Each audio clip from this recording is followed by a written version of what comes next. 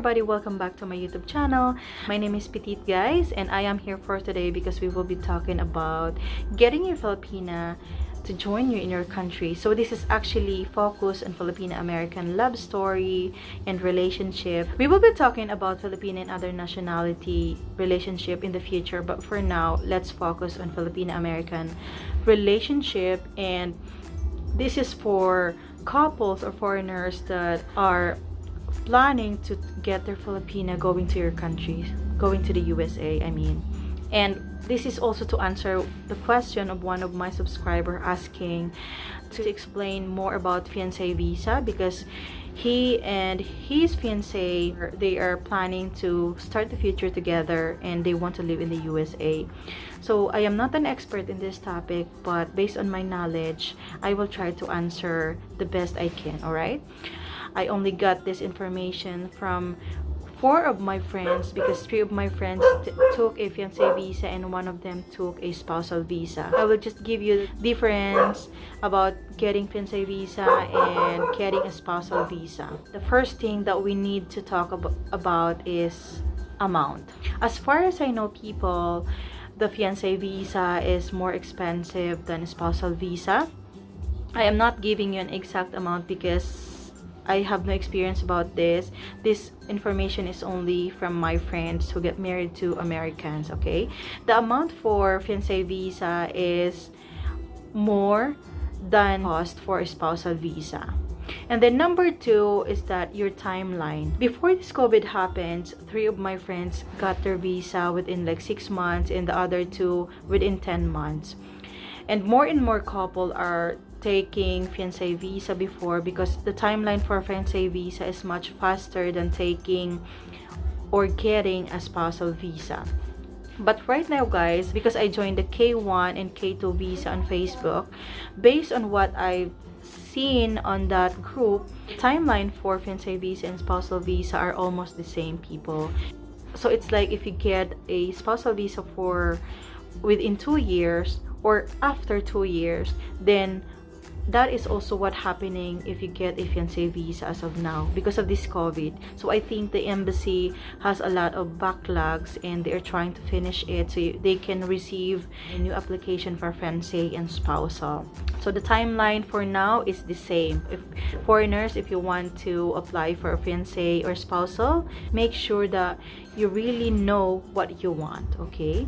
And for number 3, we will be talking about the requirements. So as of my friends, actually, guys, that is really good because 3 of my friends, I was there when we are making their K1 packet. So foreigners, if you want to date a Filipina and you want her to join in your country, you should be aware of all these requirements. So I'm gonna give you example of requirements that I can remember from what we did on a K1 packet with my friends. You will need a packet for this, guys.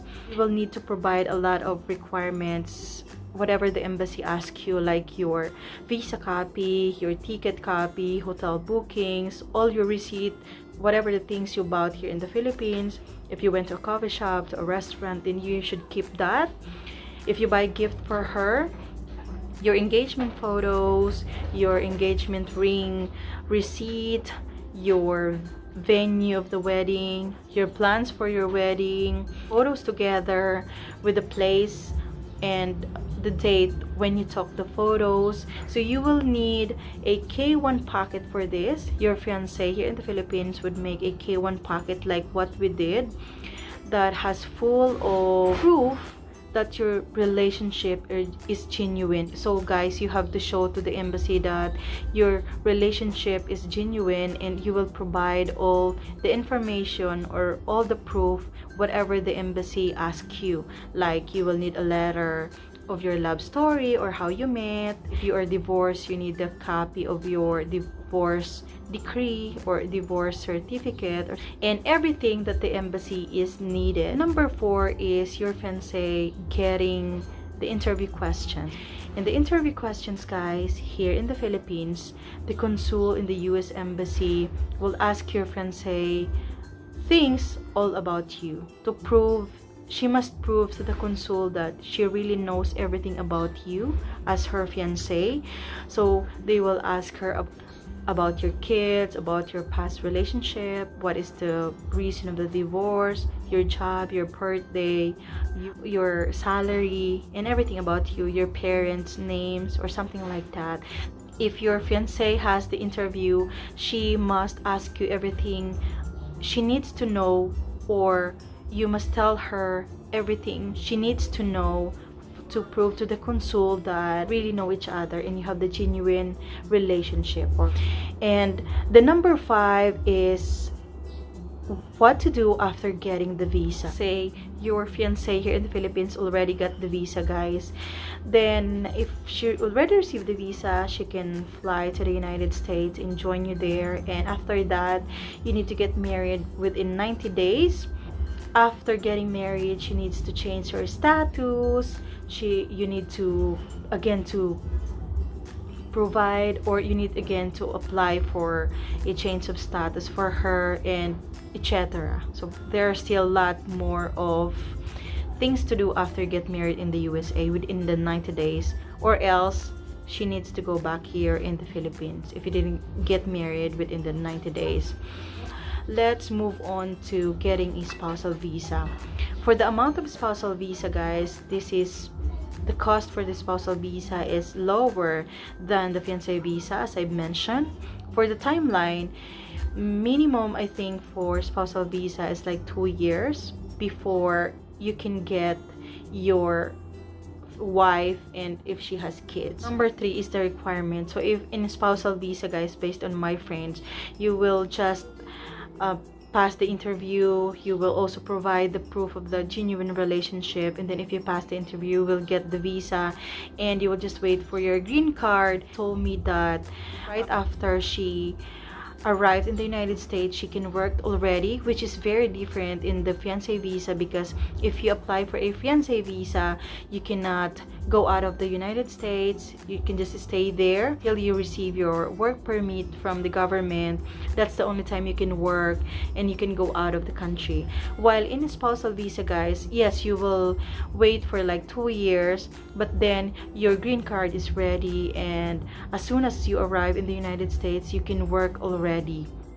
Like, there's no problem, guys. You can do whatever you want in the spousal visa once you arrive in the United States, and that is a big difference when you apply for a fiancé visa, alright? Because fiancé visa, you cannot work unless you receive your work permit. You cannot go out of the country while you didn't receive yet the green card. While in spousal visa, right after you receive the visa, you can fly, go to the United States, join your husband, and you can work right after. You don't have a lot of job to do for fiancé visa after you get married. You will need to apply for your change of status. In spousal visa, just wait here in the Philippines for your green card, for your petition to be approved, and then you can go to United States and do whatever you want. You can work already. You can go out of the country. I think for me, to answer your question, my subscriber, I forgot his name, then I think for me the best you can get is the spousal visa, because I think in spousal visa you can also visit your wife, you can also go to other country and be together. But in fiancé visa, it's no guarantee. The thing for fiancé visa is that there is no guarantee. The timeline are almost the same now, and the cost for fiancé visa is expensive. And also, after getting the visa, you need to get married in the USA. You need to do a lot of things like changing her status, waiting for her green card, waiting for the work permit. She cannot go out of the country, and she cannot work, guys.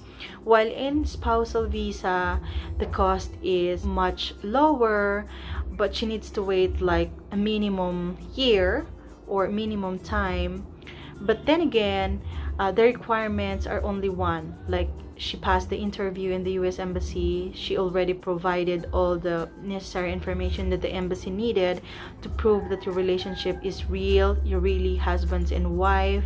After your wife received the visa, then she can fly going to the United States, and as soon as she arrived, she can work.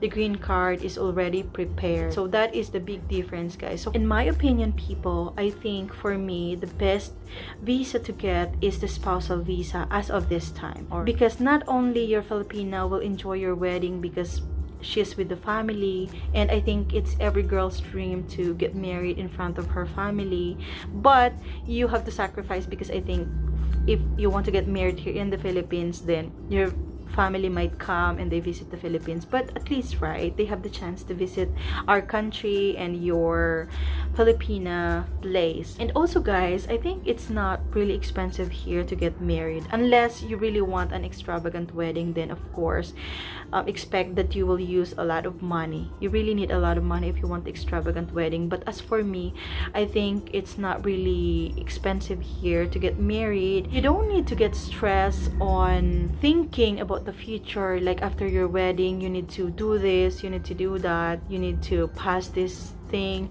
you need to provide these things. Correct me if I am wrong, guys, if you have experience about this, because this information